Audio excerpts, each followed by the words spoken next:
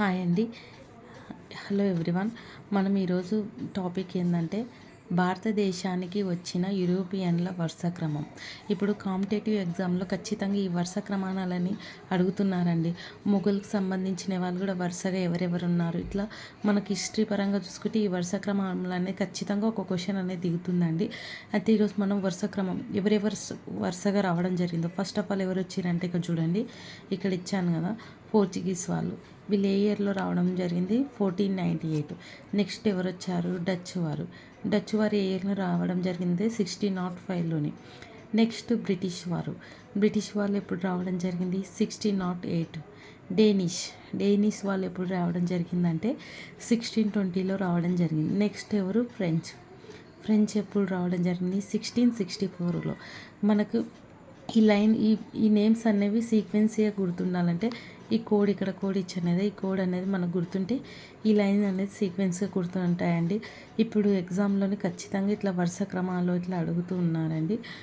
ఇగో చూడండి, P, D, B, D, F. P అంటే ఏంది? పోర్చుగీస్ వారు. డి అంటే డచ్, బి అంటే బ్రిటిష్, డి అంటే డెనిష్, ఎఫ్ అంటే ఫ్రెండ్స్. అయితే మనం ఈరోజు ఫస్ట్ ఈ ఇందులోనే ఫస్ట్ ఆఫ్ ఆల్ మనం ఈరోజు డిస్కషన్ చేసుకునే టాపిక్ ఏంటంటే పోర్చుగీస్ వాళ్ళు. ఇక్కడ ఇంకా చూడండి, ఈ పోర్చుగీస్ వాళ్ళు అనేది ఏ ఇయర్లో రావడం జరిగిందంటే మొట్టమొదటిసారిగా భారతదేశానికి వచ్చిన ఐరోపా దేశం ఏదంటే అండి పోర్చుగీస్ వారు. ఏది? ఐరోపా దేశం పోర్చుగీస్. వీళ్ళు ఏ ఇయర్లో రావడం జరిగిందంటే 1498 మే 17న. వీళ్ళు ఎక్కడ అంటే కాలికట్, ఇక్కడ ఇచ్చాను కదా కాలికట్, ఇది ఎక్కడ ఉంటుంది? కేరళ ఉంటుంది. ఈ కాలికట్లోనే అడుగు పెట్టడం జరిగింది. వీళ్ళు వచ్చిన తర్వాత ఏం చేశారంటే 1500 ADలో వీళ్ళు ఎస్టోడా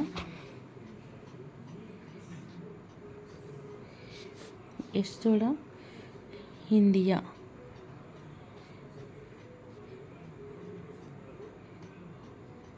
వీళ్ళు వచ్చిన తర్వాత 1500 ఏం చేశారంటే ఎస్టోడా ఇండియా అనే కంపెనీ స్థాపించడం జరిగింది. వీళ్ళు ఏది కంపెనీ అంటే ఎస్టోడా ఇండియా అనే కంపెనీ. వీళ్ళు వచ్చిందాడు మొట్టమొదటిగా ఏం చేయడం జరిగిందంటే ఎస్టోడా ఇండియా అనే కంపెనీ స్థాపించడం జరిగింది. తర్వాత ఏం చేశారంట 25వ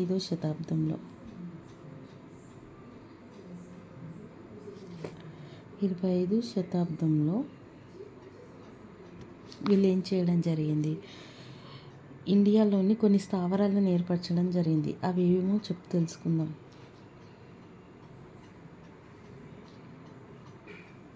ఇండియాలో కొన్ని స్థావరాలు ఏర్పాటు చేశారు.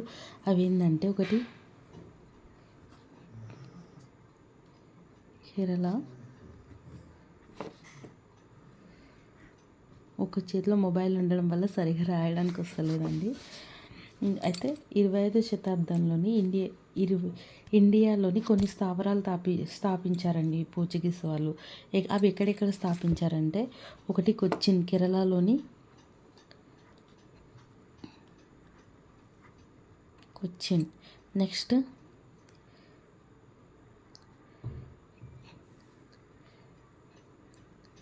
కాలికట్. తర్వాత ఇవి ఇంపార్టెంట్ అండి. మనం ఖచ్చితంగా ఈ యూరోపియన్ల నుంచి ఖచ్చితంగా ఒక క్వశ్చన్ దిగుతుందండి. నెక్స్ట్ ఏదంటే కాననూర్. వీళ్ళు ఫస్ట్ ఆఫ్ ఆల్ వచ్చిందాడే 14 ఎక్కడ వచ్చారు? ఫస్ట్ ఆఫ్ ఆల్ మన భారతదేశానికి వచ్చిన ఐరోపా దేశం ఏదంటే పోర్చుగీస్ అండి. వీళ్ళు ఏ ఇయర్లో రావడం జరిగింది? 1498లోని మే 17న రావడం జరిగింది. వీళ్ళు 1500 ADలో ఎస్టోడా ఇండియా అనే కంపెనీ కూడా స్థాపించారు.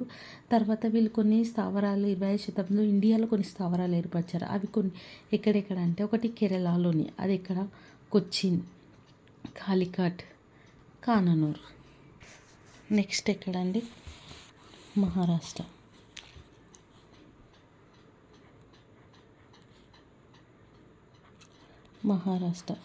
మహారాష్ట్రలోనే ఎక్కడంటే ఒకటి ఫస్ట్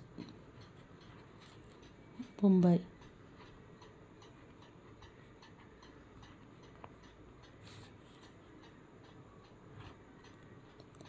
నెక్స్ట్ సాల్సెట్టి,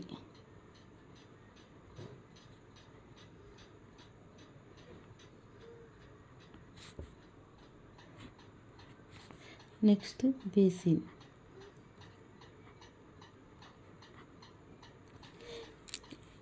కేరళలోని కొచ్చిన్, కాలికట్, కాననూర్. మహారాష్ట్రలోని ఎక్కడెక్కడ ఏర్పాటు చేయడం జరిగింది వీళ్ళ స్థావరాలు అంటే ముంబై, సాల్సెట్టి, బేసిన్. నెక్స్ట్ గుజరాత్.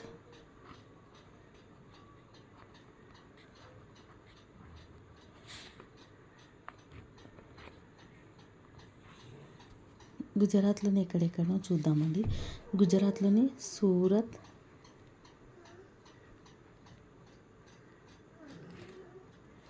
డయ్యూ,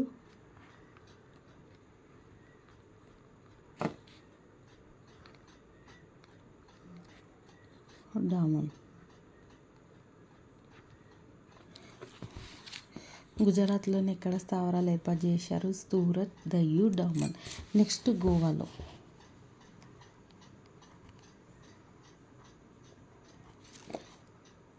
గోవా ఇది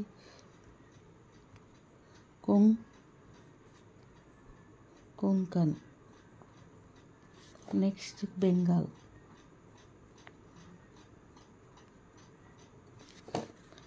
బెంగాల్ ఎక్కడెక్కడ ఏర్పాటు చేశారంటే ఒకటేమో హూగ్లీ,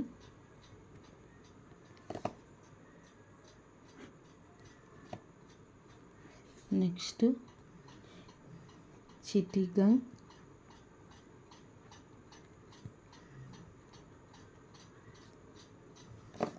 నెక్స్ట్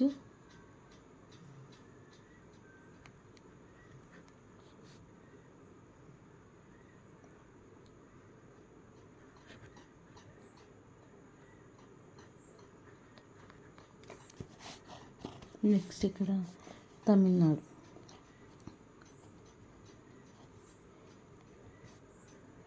శాంతం. వీళ్ళు ఏమైంది వచ్చిందాడే ఇండియాలో ఏం చేశారు? ఫస్ట్ ఎస్టోడా ఇండియా అనే కంపెనీ ఏర్పాటు చేయడం స్థాపించడం జరిగింది.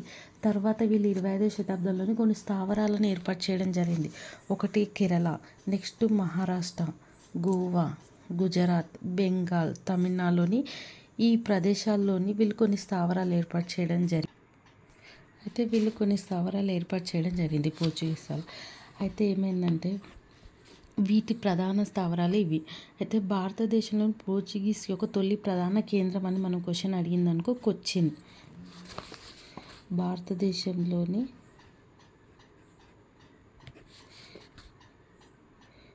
పోర్చుగీస్ వారి యొక్క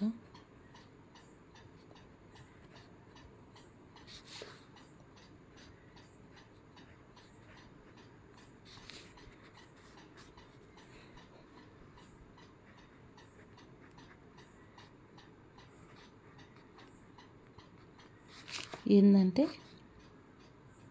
తొలి ప్రధాన కేంద్రం కొచ్చిన్.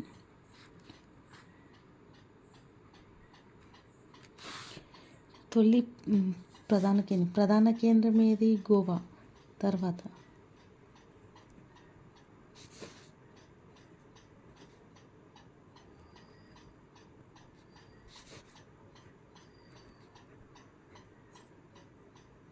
అయితే ఏమైందంటే ఈ స్థావరాలను పర్యవేక్షించడానికి పోర్చుగీస్ వాళ్ళు ఏం చేశారంటే కొందరిని గవర్నర్ జనరల్స్ని నియమించడం జరిగింది. ఈ స్థావరాలను పర్యవేక్షించడానికి గవర్నర్ జనరల్. అందులో తొలి గవర్నర్ ఎవరంటే గవర్నర్ జనరల్ మొదటి గవర్నర్ ఫ్రాన్సిస్కో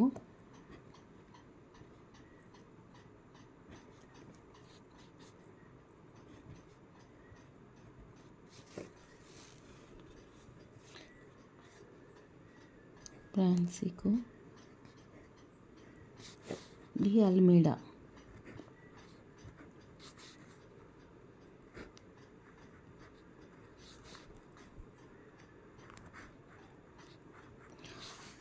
తొలి గవర్నర్ జనరల్ ఎవరంటే ఫ్రాన్సిస్కో డి అల్మీడా. ఈయన ఎంతవరకు ఉన్నాడంటే 1505 నుండి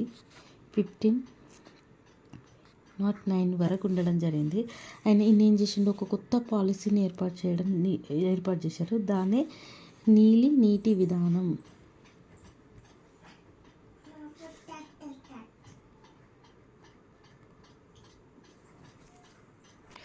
ఈయన ఒక కొత్త పాలసీని ఏర్పాటు చేశారు. దాన్ని ఏమంటారంటే నీటి విధానం. దీన్ని ఇంగ్లీష్లో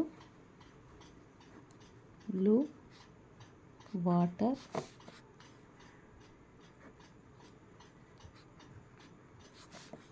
పాలసీ. అయితే ఈయన ఏం చేసిన నీటి విధానాన్ని ఏర్పాటు చేయడం జరిగింది. అయితే దీని నీటి విధానం అంటే ఏంటంటే ఏమంటాడంటే ఈయన ఏమని చెప్తాడంట, ఇండియాలోని అంతర్గత విషయాలకు మనం తల దూర్చకుండా అంటే ఈయన వాణిజ్యపరంగా వ్యాపార పరంగానే మనం సముద్ర మార్గం గుండా గుత్తాధిపత్యం అంటే దానిపైన మనం ఆధిపత్యం సాధించాలని నా చెప్తాడు. ఎవరు? Francisco de Almeida. దీని ఉద్దేశం ఏంది? నీటి విధానం అనే పాలసీ అంటే మన సముద్రం అదే వ్యాపారం పరంగా వాటిపైన గుత్తాధిపత్యం సాధించాలి, కానీ భారతదేశంలోని అంతర్గత విషయాల జోలికి మనం పోవద్దని చెప్పిన వ్యక్తి ఎవరంటే ఫ్రాన్సిస్కో డి అల్మీడా.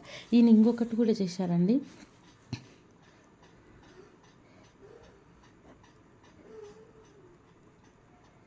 కాననూరులో వద్ద ఒక కోటను ఏర్పాటు చేశాడు.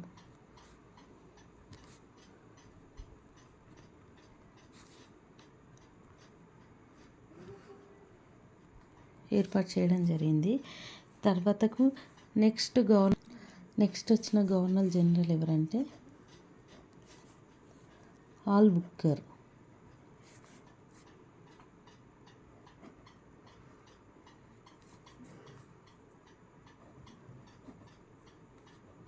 ఈయన ఎప్పటి వరకు అంటే 1509 నుంచి 15 ఇయర్స్ వరకు ఉండడం జరిగింది. ఇతను పోర్చుగీస్ గవర్నర్లో గొప్పవాడంటే ఇతను ఎవరు? ఆల్బుక్కర్. గొప్పవాడు, అత్యంత సమర్థవంతమైన వ్యక్తి కూడా ఇతనేనంట. రెండో గవర్నర్ జనరల్ ఎవరు? ఆల్బుక్కర్. ఈయన భారతదేశంలోని పోర్చుగీస్ రాజ నిర్మాత ఎవరు చెప్తారంటే ఆల్బుక్కర్ అనే చెప్తారంట. ఈయన వచ్చి ఏం చేసిండంటే ఫ్రాన్సిస్కో డి అల్మీడా నీటి విధానం పాలసీ తీసుకొచ్చాడు కదా, ఇతను అది రద్దు చేయడం జరిగింది. ఎందుకంటే ఇది సముద్ర మార్గం కింద మనం గుత్తాధిపత్యం సాధించవచ్చు, కానీ భవిష్యత్తులో మనకి ఏదైనా నష్టం కావచ్చు అన్నట్టు ఈయన ఏం చేసిండు, మనకి సముద్రం మార్గం పరంగా వద్దు, భారతదేశం అంతర్గత విషయాల్లోని మనం తలదూర్చాలి, ఇంకోటి భారతదేశంతో మనం సంబంధాలను ఏర్పాటు చేసుకోవాలని ఎవరు చెప్తారంటే ఆల్బుక్కర్. ఈయన తీసుకొచ్చిందని ఇతను రద్దు చేయడం జరుగుతుంది. ఈయన ఏంటంటే మనం అంతర్గత విషయాలకు వెళ్ళాలని చెప్తాడు. భారతదేశంలోని వాళ్ళతో మంచి సంబంధాలను కలుపుకోవాలి, మంచి స్నేహపురాన్ని ఈయన చెప్పడం జరుగుతుంది. ఇంకోటి ఈయన ఇంత గొప్పవాడు అంటే ఇంకోటి ఏం చెప్పిండంట తెలుసా, భారతీయ మహిళలను వివాహం ఆడమని పోర్చుగీస్ వారిని ప్రోత్సహించిన వ్యక్తి కూడా ఇతనే అంట. భారతదేశంలో ఉన్న మహిళని పెళ్ళిళ్ళు చేసుకోమని ఈయన చెప్పడం జరిగింది. ఇంకొకటి ఈయన ఏం చేసిందంటే బీజాపూర్ సుల్తాన్.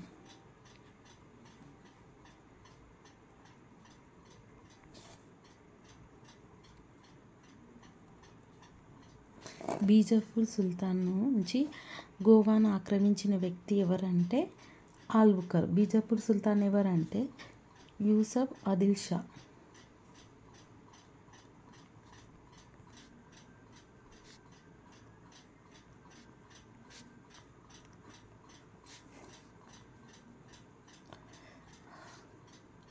ఈయన ఏం చేసిండు, ఇతని నుంచి గోవాను ఆక్రమించడం జరిగింది. ఎవరు? ఆల్బుక్కర్ పోర్చుగీస్లోని రెండో గవర్నర్ జనరల్. ఈయన ఏమేం చేసిండు, ఫస్ట్ ఆఫ్ ఆల్ ఈయన నీటి విధాన పాలసీని రద్దు చేసిండు. నెక్స్ట్ భారతీయ మహిళలను పెళ్లి చేసుకోమని పోర్చుగీస్ వారిని ప్రోత్సహించిన వ్యక్తి ఎవరంటే ఆల్బుక్కర్. నెక్స్ట్ బీజాపూర్ సుల్తాన్ నుంచి యూసఫ్ ఆదిల్ షా నుంచి గోవాను ఆక్రమించిండు. అయితే ఈ గోవాను ఆక్రమించడానికి ఈయనకు సాయపడిన వ్యక్తి ఎవరంటే శ్రీకృష్ణదేవరాయలు. అది విజయనగర సామ్రాజ్య చక్రవర్తి ఉన్నాడు కదా, ఆ శ్రీకృష్ణదేవరాయలు అనేది ఆయన ఈ ఆల్బుక్కర్కి సాయం చేసిండట. ఈ బీజాపూర్ సుల్తాన్ నుంచి గోవాను లాక్కోవడానికి ఎవరు సాయం చేసిరు? శ్రీకృష్ణదేవరాయలు. ఎందుకంటే శ్రీకృష్ణదేవరాయలు గారికి పోర్చుగీస్ వారికి మంచి స్నేహ సంబంధాలు ఉండేవంట. వారు ఏం చేశారంటే శ్రీకృష్ణదేవరాయలు ఈ పోర్చుగీస్ వారి నుంచి గుర్రాలని ఎగుమతి చేసుకోవడం జరిగింది. సంధి ఏర్పాటు చేసుకున్నారంట. ఇంకోటి పోర్చుగీస్ నుంచి రాయబారులు వాళ్ళు కూడా ఇక్కడికి రావడం జరుగుతుంది. ఆస్థానాన్ని చూడడానికి సందర్శించడానికి వస్తుండేనంట. అందులో వచ్చిన ఇద్దరు వ్యక్తులు ఎవరంటే ఒకటి బార్బోసా, నెక్స్ట్ డొమింగో ఫేజ్. వీళ్ళు శ్రీకృష్ణదేవరాయల యొక్క ఆస్థానాన్ని సందర్శించడానికి వచ్చిన పోర్చుగీస్ రాయబారులు. డొమింగో ఫేజ్ వీళ్ళిద్దరు. మిగతా లెసన్ నెక్స్ట్ దాంట్లో చెప్పుకుందామండి. ఈరోజు ఇది అర్థమైతే ప్లీజ్ సబ్స్క్రైబ్ మై ఛానల్.